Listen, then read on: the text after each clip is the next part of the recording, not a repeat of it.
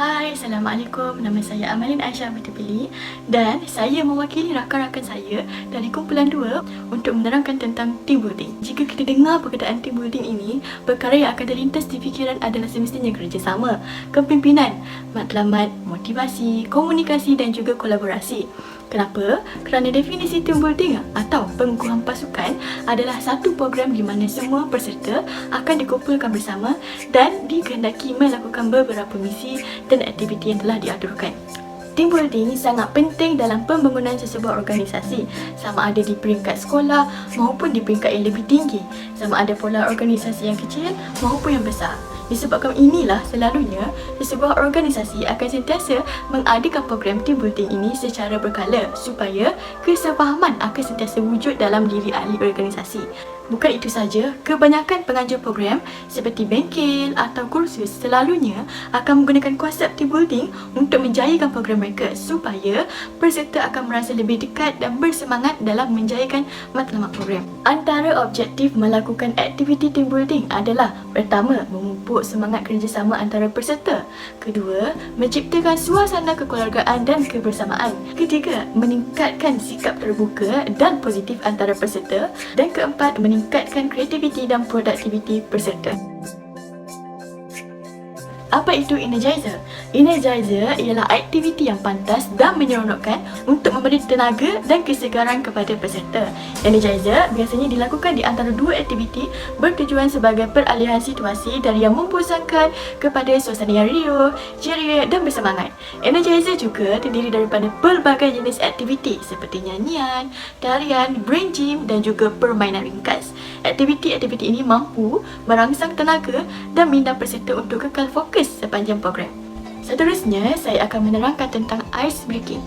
Jika ditakrifkan secara langsung, ice breaking bermaksud memecahkan ais, manakala ais pula sinonim dengan beku atau kebukuan. Jadi, jika diringkaskan, aktiviti ice breaking dalam team building bermaksud memecahkan atau mencairkan suasana agar lebih riang dan gembira supaya dapat mewujudkan ruang interaksi yang lebih akrab dan peserta lebih selesa untuk mengenali antara satu sama lain.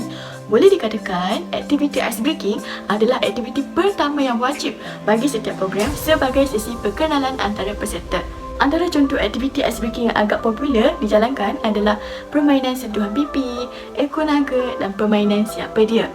Terdapat banyak permainan berkumpulan yang boleh dilakukan dalam program bagi mencapai objektif team building.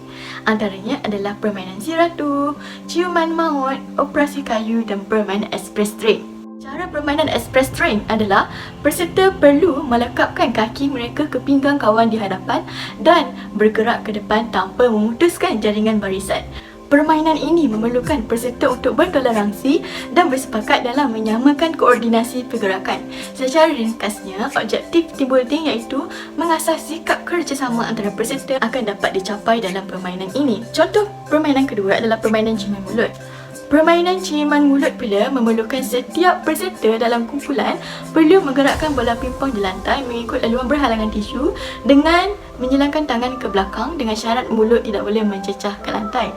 Seiring dengan objektif team building, permainan ini akan menimbulkan suasana positif dan kekeluargaan kerana mereka akan saling menyokong dan memberi semangat kepada ahli kumpulan mereka untuk memenangi permainan.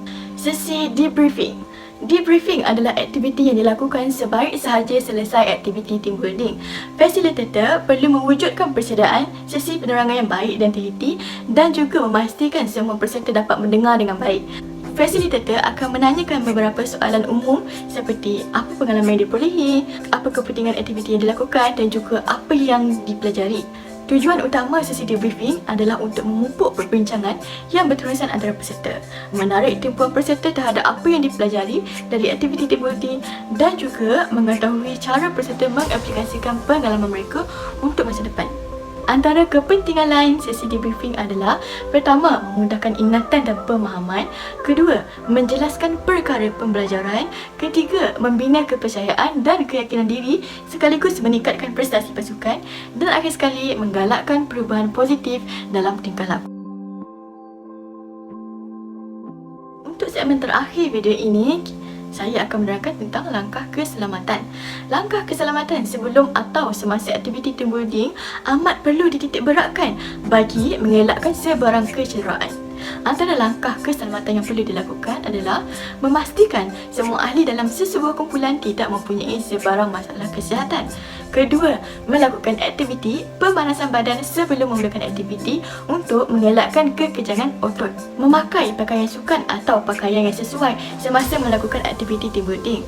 Memakai alat perlindungan diri semasa melakukan aktiviti yang berbahaya seperti aktiviti air atau aktiviti hutan. Mengetahui cara penggunaan peralatan-peralatan aktiviti yang telah disediakan, mematuhi peraturan aktiviti yang telah ditetapkan, dan akhir sekali mendapatkan rawatan segera jika terdapat ahli yang mengalami kecederaan. Setakat itu sahaja penerangan tentang team building daripada kumpulan kami. Terima kasih kerana menonton. Assalamualaikum warahmatullahi wabarakatuh.